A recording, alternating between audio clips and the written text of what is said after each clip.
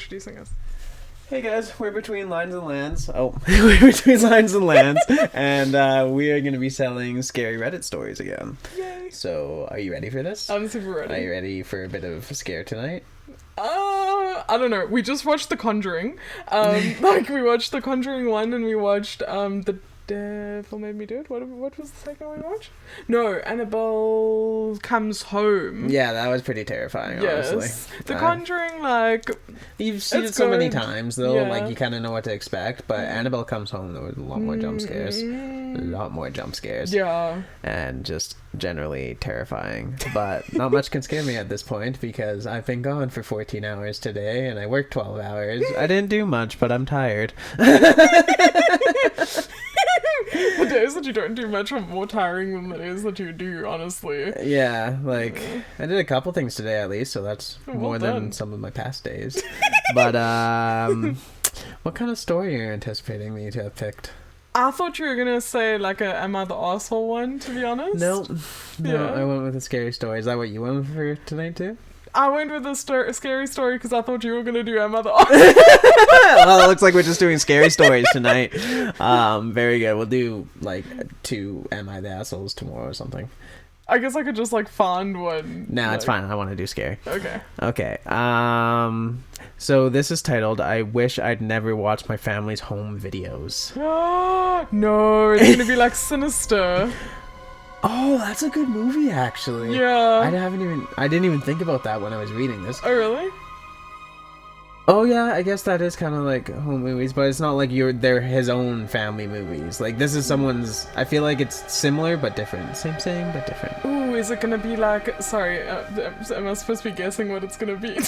No, we're just discussing the title. Okay. I'm gonna read you the story, and then we can discuss thoughts afterwards. Okay.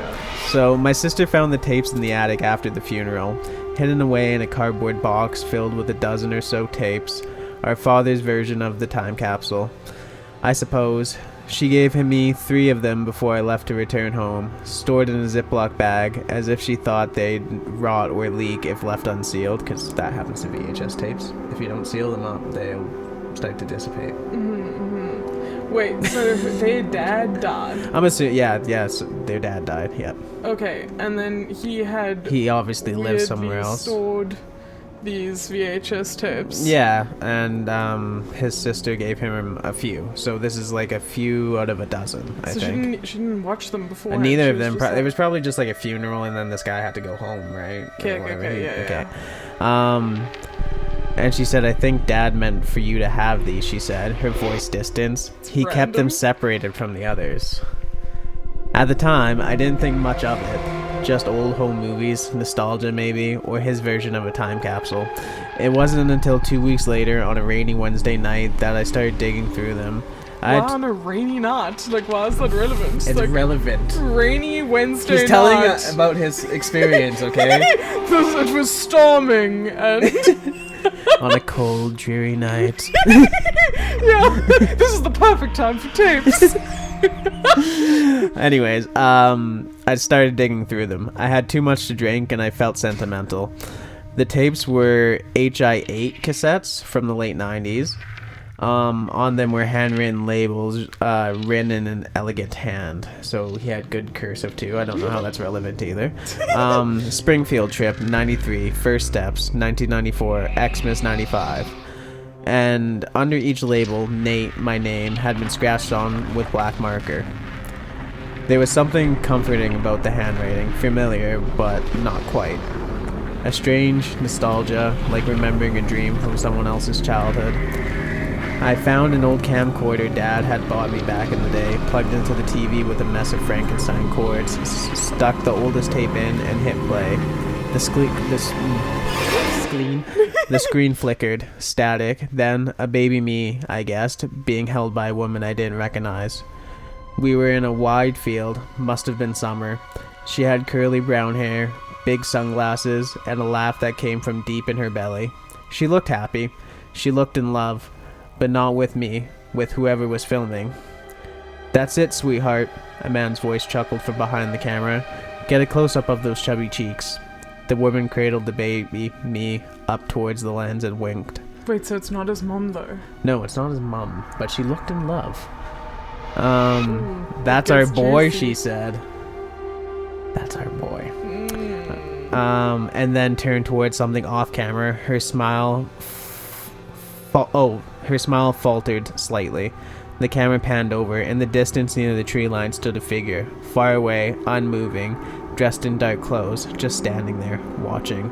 "Do you see that?" the woman asked. The man zoomed in slightly. The figure didn't move. "It's probably just someone out for a walk," he said, though his voice was quieter now. She turned to him. "That's the same man from yesterday, Frank." The camera jolted. The camera jolted slightly, a jerk motion, and then static. A hard cut. I rewound and played it again and again, unsure what to make of it all. A creeping chill crawling up the back of my neck. The second tape was First Steps. Same woman, same man, same baby, Nate.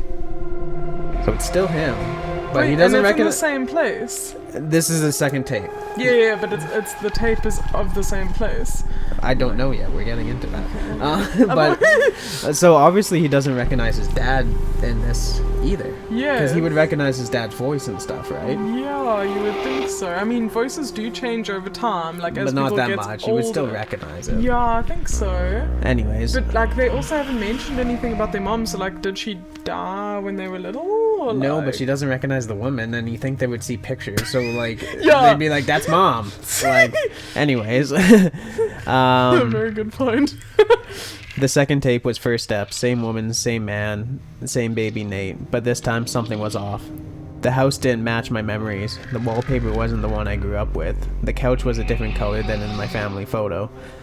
When I took those first steps, wobbling and laughing, I fell into the arms of that same strange woman. She kissed me on the cheek. "You did it, my big boy." In the background, through the window at the edge of the yard, just beyond the fence, that same figure. Still, staring. I paused the tape, rewound it, went frame by frame, and there it was. Black clothes, long dark hair, pale skin, and a barely visible face, but one I recognized. Oh my god, is the figure his dad? Oh, stop guessing. The man filming stepped into frame briefly. Broad shoulders, strong jaw, glasses. Not my dad, or at least not the man I'd grown up calling his father. He gave the woman a kiss on the cheek, and together with their child, me, they made a perfect family. Then came the third tape, Xmas 95. The one started out warm, familiar. The living room glowed with garland?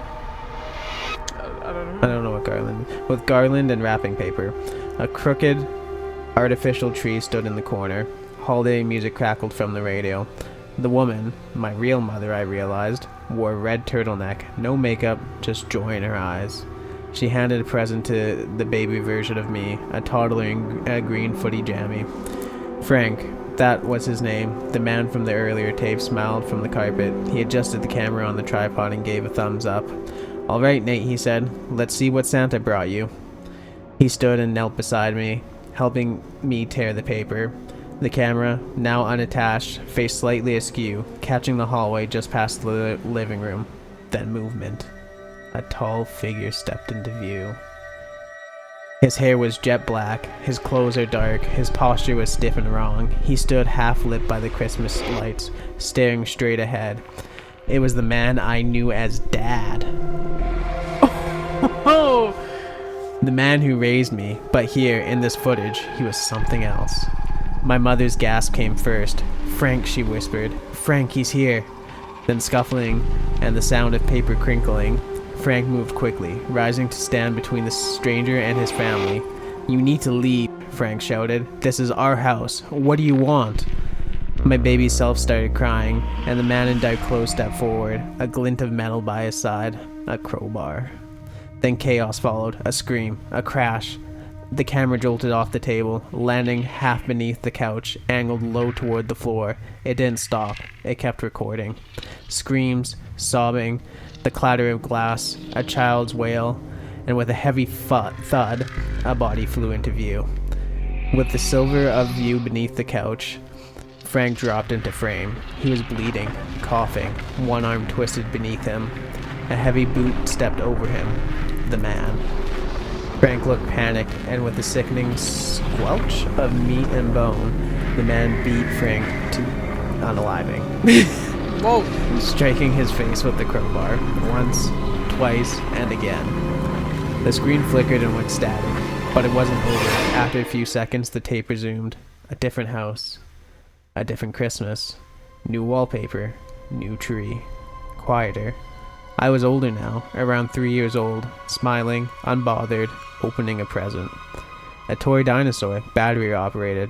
When I pressed its back, it roared, and I grinned.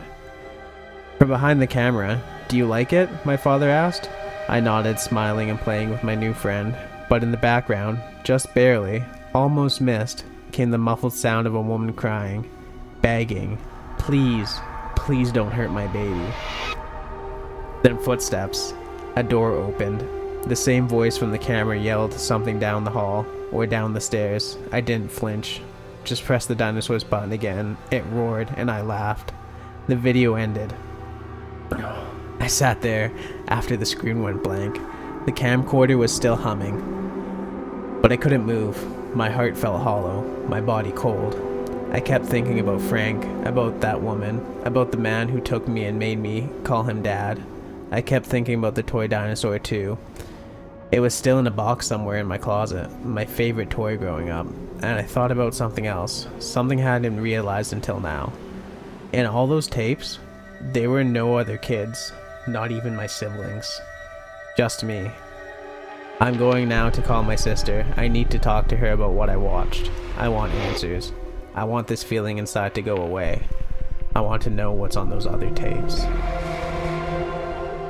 Dun, dun, dun. And that's where it ends. That's wild. I mean, it's obviously fiction, but like, so What wild. if it's not? I mean, Like, the guy's already dead, so what would this kid do about it? I guess. There's nothing to do about it. But why would you keep the tapes though? After he dies, so he can explain to his kids that they're not his kids. But why would you not just have a video of yourself being like, "Hey, I'm dead now, and you should probably know that you were adopted." What if they won't believe him though? Like there's no harder truth than the actual video of the guy you called father unaliving your actual father.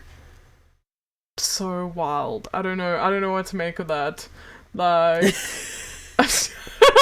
like it's like a manfuck story. Like yeah, I don't know. Yeah, it's pretty intense. I didn't read the whole thing either, so a lot of that was like, whoa to me. Yeah, that's very cool.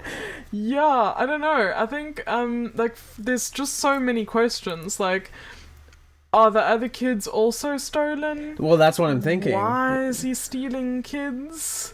Like, maybe they couldn't have kids of their own, and he just went berserk and was like, and there was no mention of a mother, so I feel like that would throw a whole nother dynamic into it. Maybe it was just him, and he made a story up about their mother, kind of thing, and they just thought, oh, he's just dad. All we have is dad, kind of thing. So like maybe that would make sense. Maybe, yeah, I guess. But I mean, like, if that kid's 3, right? And you bring a baby into the house with no explanation, like... But what if he was the first baby? Yeah. Oh, yeah, I guess after that, yeah. Yeah. But being that young, too, you know, oh, this is your new friend. And then eventually, after a while, it's like, oh, yes, you guys are siblings. Like, at that young of an age, a kid is very gullible and susceptible to just go with something, right? When you get older though, then you think back to certain things and you're like, that was weird. Well, at 3 years old, do you remember any like specific memories from 3 years old? You can only really remember snippets. Unless something like big happens, like don't you but remember... someone just coming in, like... Do you remember when Jess came home? No. Really? I remember her being a baby once, and that was it. For all I know, my parents stole her too. That's so funny. Yeah. I just remember being like, oh, there's a baby here now. I was still pissing my pants at that point, probably. So, like, I have no idea. I guess, yeah, I guess. Mom and C remember, like, the experience of each other. Like, But what was the age difference? 4 years. And how old were they? So C, when Mum was born, was 4, and then Mum, when Damien was born, was 3, I think. And they remember all of it? Apparently. Well, they have some really good memory. Maybe I smoked too much, hashish. But I even before I started smoking, it was like, that's all I remember is just one day there was a baby in the house, and I was like, oh, who the hell is this? Oh, yeah. Yeah, I mean, like, I don't know. I didn't have a sibling like that. That was my first interaction with my sister, I'm pretty sure, but like, Yeah. I don't know how long she was there. Yeah, that's very valid. I don't know, because like I was like an only child basically for a long time. Yeah. So I don't. I wouldn't have any reference. But I'm just saying know. it's possible. It's possible. But I It's just likely think it's fiction. Like, yeah. But I still think there's some possibility behind there. Yeah. That could have been a real thing. Maybe, but either way, like I think whoever wrote that's a very good writer. Very, very good. Yeah. Okay, mine now sucks. I chose good. Didn't I? You chose very well. Mine really sucks hard, actually. Okay, very hard. Let's do this. I mean, I could just choose another one. I No, guess. we don't have time. Just choose. Or just read. I'm curious to now see what you got. Mine is so bad. Just now, read though. it. Okay, I'm sorry. Oh, I feel like I didn't put enough effort in. Okay. And I chose mine while I was working. Yeah, well, I was also working all day though. Yeah, you probably work more than me. Okay, so this is from What's the Creepiest Thing That's Ever Happened to You? Okay. So I was never a believer in ghosts. About 20 years ago, I was working on Mackinac Island in Michigan. It was held by both American and British troops during the War of 1812. There is a fort that sits on top of the island that offers panoramic views. If I met a girl I liked, I would grab a bottle of wine and we would sneak into the fort and drink the wine and, well, you know. I was into this girl I worked with, and eventually we made it up to the fort. Every year, Mackinac Island is a fishing point for 2 fairly popular yacht races. One is Port Huron, Michigan to Mackinac, and the bigger of the 2, Chicago to Mackinac.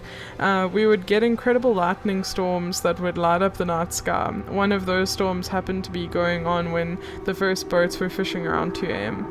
I thought it would be a great idea to sneak into the fort and watch the yachts all coming in under the Mackinac Bridge with the lightning brightening up the sky.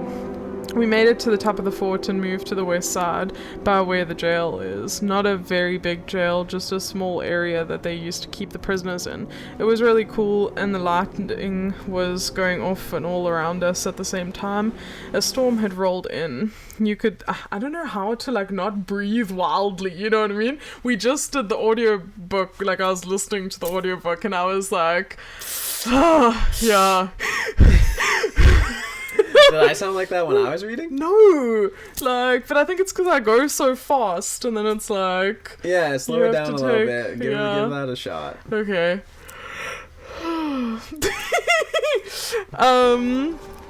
Okay. So lightning's rolling in.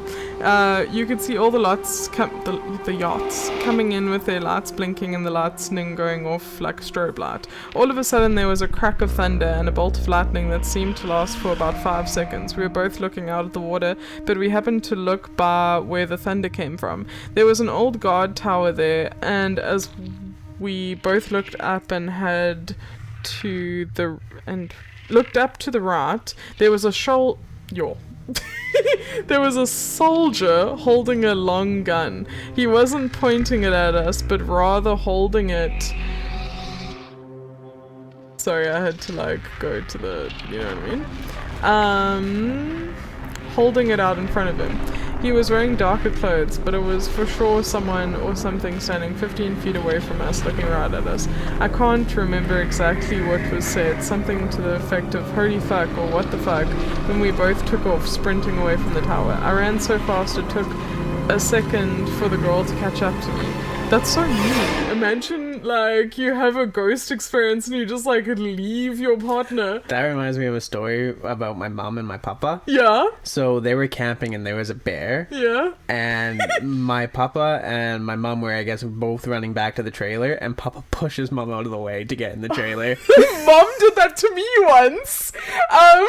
So we were at Monkeyland, and these fucking monkeys, like this huge troop, start like bolting towards us, like, you know, chasing us. I can't remember what we had. We had something that they wanted. Yeah. Anyways, so mom like scoops me.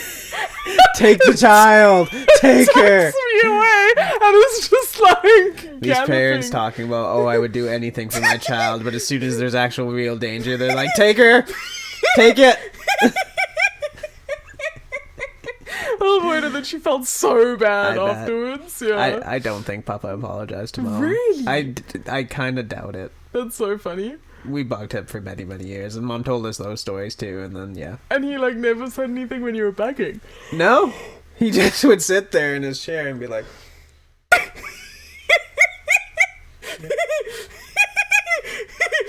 I did that.